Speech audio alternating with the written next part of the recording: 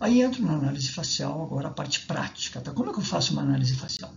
Eu sigo que a sistematização que o Dr. Capelosa já nos trouxe na década de 80. Na norma frontal, veja a proporcionalidade dos terços faciais, a exposição dos incisivos, sorriso, corredor bucal, isso é importante, projeção zigomática, assimetrias, largura nasal, largura bucal e a linha média da maxila na face. Então, proporcionalidade dos terços faciais. Nós dividimos a face em 3 terços, tá? O terço superior, que vai da linha do cabelo até a glabela, ponto entre os olhos. O terço médio da face, que vai da glabela até o subnasal. E o terço inferior da face, que vai do subnasal até o mento mole, parte inferior do mento mole. Temos aqui, então, 3 pacientes. Esse primeiro paciente, ele é um paciente face longa, ou seja, o terço inferior da face dele, essa medida aqui, é muito maior do que o terço médio da face. Isso promove essa incompetência labral, ele não toca os lábios, mostra muito incisivo, quando sorri mostra muita gengiva. Isso é tudo avaliado na primeira consulta, quando o paciente está entrando no consultório com o pai, com seu pai ou com sua mãe, o seu responsável. Então, esse terço ele pode ser, além disso, dividido em 3 partes. Uma parte que vai até o vermelhão do lábio, e mais 2 partes iguais a essas, que seriam proporcionais, vamos dizer. E aí vocês veem que tem essa parte aqui que é mais excessiva. Né? Não existe uma relação de 1 para 1 entre o terço médio e o terço inferior. E o terço inferior, além dele, das proporções dele ele está aumentado, as proporções dele, que o ideal seria uma quantidade de lábio superior, subnasal até o vermelhão do lábio, e 2 quantidades iguais aqui embaixo. E aqui nós vemos que é um excesso. A exposição de incisivos normalmente é comum nesses casos, e, como eu falei, durante o sorriso, a exposição de uma gengiva, uma parte muito grande de gengiva, no sorriso gengival. Esse caso é solucionado apenas com cirurgia. Nesse caso número 2 aqui, nós temos uma face curta. O terço inferior da face é bem curto. E praticamente, aquela proporção que existe no terço inferior da face,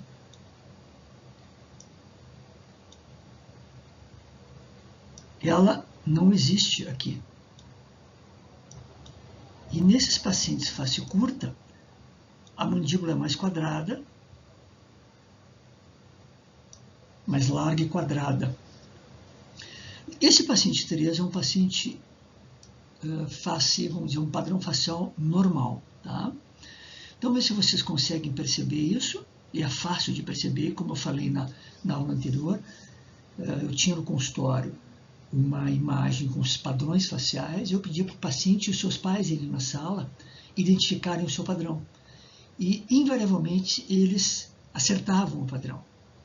Face padrão normal, face padrão 2, 1, 2, 3, face longa e face curta. Eles conseguiram identificar. E para cada padrão facial desses, existem peculiaridades de tratamento que nós vamos ver ao longo do curso. Então, o curso vai ter uma quantidade muito grande de casos clínicos, em que vocês vão ter capacidade, vocês vão aprender a fazer essa análise facial, e ao final dessa série de vídeos de diagnóstico, nós vamos integrar todas as informações tratando um caso, da prevenção até a corretiva. Outra coisa a ser avaliada é a exposição de incisivos. Tá? Normalmente, a exposição de incisivos na fase que nós vamos tratar de dentição mista seria 2 a 4 milímetros, seria um valor interessante. Tá? Quanto menor esse valor, não é um prognóstico bom para uma criança no primeiro período transitório, dos 6 aos 8 anos, e no período intertransitório dos 8 até os 10, 10 e pouco, e mesmo um paciente no segundo período transitório, eles terem uma exposição incisiva muito pequena. Por que isso? Porque com o crescimento da face, alterações dos tecidos moles, que fatalmente levam a pessoa a mostrar cada vez menos incisivos superiores e mais incisivos inferiores. Então, se a criança já apresenta uma quantidade normal, vamos dizer, de exposição de incisivos, quando ela ficar mais velha, provavelmente esse efeito de, vamos dizer assim, não aparecimento dos incisivos centrais e cada vez mais aparecimento dos incisivos centrais inferiores e uma diminuição de exposição dos incisivos superiores é uma característica de velhice isso. A mostra de incisivos superiores dentro dos padrões de normalidade, ela é uma mostra de jovialidade. E aqui nós temos então dois casos, né? Esse caso, vamos dizer aqui, que seria, vamos dizer, um quarto, um paciente de face longa, e esse paciente também apresenta uma face longa padrão 2. Esse aqui é um padrão face longa, esse é um padrão 2 com uma face longa. Então, a gente sempre vai identificar, vai tentar classificar os pacientes, porque às vezes eles se sobrepõem. E o que é mais expressivo para o nosso tratamento? Né? Esse paciente é um padrão 2, classe 2, e a gente tem que diferenciar isso. Padrão 2 tem a ver com relações esqueléticas, e na introdução do curso nós vamos falar bastante do padrão. O que é o padrão facial? Eu posso adiantar um pouco. O padrão facial é as características de proporção facial que o paciente apresenta, esqueléticas. E isso não muda com o tempo. E cada padrão facial tem uma peculiaridade de tratamento. E podem coexistir com os 5 padrões faciais, classes aí de Engel, classe 1, 2 ou 3. Então não dá para chamar um paciente de classe 2, eu posso chamar esse paciente aqui, o paciente nesse tela 5, de padrão 2 com pouco de altura facial aumentada com exposição de incisivos. Essa seria a comunicação correta e análise inicial correta para poder já pensar em plano de tratamento. Abrindo a boca desse paciente, a gente vê uma classe 2. Só que esse paciente, vocês vão ver ele tratado, e ele, ao final, ele vai ficar com esse padrão facial, mas numa classe 1. Então, a classe de Engel não tem nada a ver com um padrão. Classe 1 de Engel não tem nada a ver com padrão, seja 1, seja 2, seja 3. Às vezes, no padrão 1, há classe 1 também, mas às vezes no padrão 1 há uma classe 2 topo, que deve ser tratada, e vai terminar em classe 1, e o paciente com padrão facial face 1. Então isso tudo nós vamos, à medida que vamos evoluindo nessa análise do diagnóstico, vocês vão consolidando esses conhecimentos cada vez mais. Corredor bucal, então. Na parte de baixo, aqui vocês veem um paciente sorrindo amplamente, né? E corredor bucal nós chamamos esse espaço escuro aqui, esse espaço escuro que existe entre os dentes e a bochecha. Quando isso aqui existe, é um indicativo fiel de que a maxila está trésica.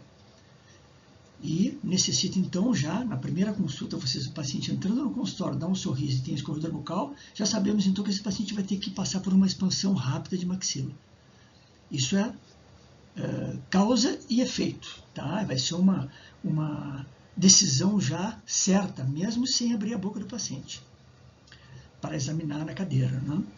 Esse paciente aqui, vamos dizer, então, esse aqui era o paciente 1, o paciente 2 aqui, ele não está sorrindo de forma mais espontânea. Mas esse paciente apresenta uma peculiaridade interessante. A narina dele esquerda é permeável, né? A direita, ela tem uma atresia. E, coincidentemente ou não, esse paciente apresentava uma mordida cruzada desse lado e um corredor bucal aqui em sorriso amplo. Então, talvez uma correlação que a gente pode fazer, às vezes, entre respiração bucal e atresia de maxila, né? Tem trabalhos que alegam isso, outros que não. Então, mas na prática clínica, a gente percebe isso. E aqui é um caso claro. Além disso, Do lado esquerdo, vocês veem que essa região aqui de tecido mole é muito mais volumosa do que essa aqui.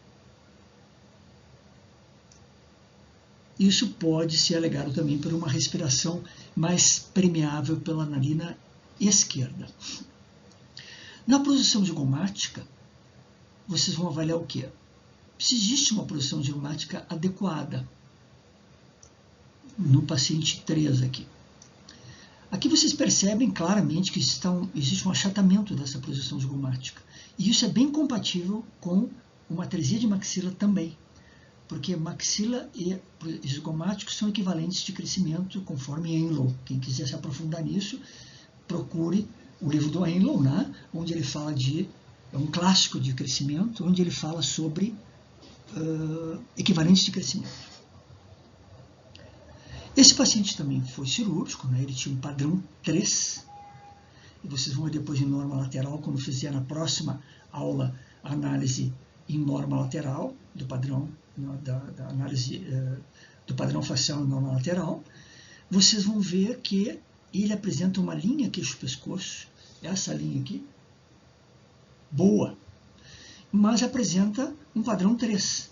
Então, esse paciente é um claro exemplo de padrão 3 por deficiência de maxila, por retrusão de maxila. Se nós operarmos na mandíbula, nós vamos deixar ele com uma papada, porque vocês vão alterar uma linha queixo-pescoço que está normal. Então, essa simples análise já diz em qual osso nós devemos operar. Às vezes nós vamos ter que operar nos dois ossos, maxila e mandíbula, às vezes só na maxila, quando for um caso de padrão facial por retrusão de terço médio de face. Então, a análise facial nos dá bem claramente isso. Projeção zigomática pobre, padrão 3. Isso vocês vão ver também no curso mais aprofundado, como é que nós tratamos esse paciente. Ele é um paciente adulto, né? Mas esse paciente já era assim desde criança. Então, vocês veem a importância da ortodontia preventiva. A ortodontia preventiva, já com 3 anos, já avaliaria esse paciente, a gente poderia avaliar esse paciente e ele teria esse padrão facial. Esse padrão facial com projeção zigomática pobre, tendência de um padrão 3. Poderia ter sido tratado quando pequeno. De repente, eu tentaria um tratamento nele com expansão de maxila e máscara facial. Talvez tentaria também um outro tratamento, se não fosse tão eficiente, com aquele aparelho de De Klerk, que são 2 mini placas na maxila e 2 mini placas na mandíbula, e elásticas 3. Tem um efeito mais acentuado do que simplesmente a expansão e a tração, né? Eu tentaria tratá-lo. Mas esse paciente chegou com esse padrão facial, mas isso aí já era assim desde os 3 anos. E nós podemos fazer uma análise facial com 3 anos nos pacientes. Avaliamos também a assimetria facial e esse paciente. Nós vamos chamar de 1, ele apresenta um latorognatismo, corrigido apenas com cirurgia ortognática. Então, isso é avaliado na análise frontal do padrão facial.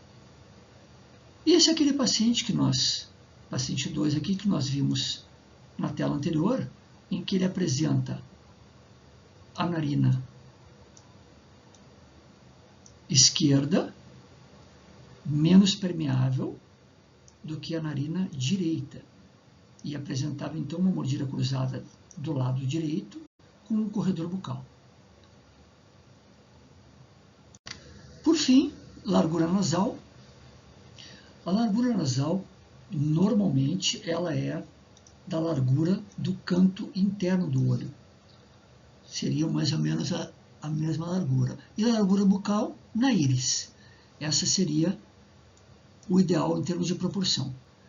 Esse pacientinho, ele apresenta uma largura bucal praticamente do comprimento da largura nasal. Claramente, ele está pedindo uma expansão rápida de maxila, para ver se nós conseguimos melhorar um pouquinho essa largura bucal.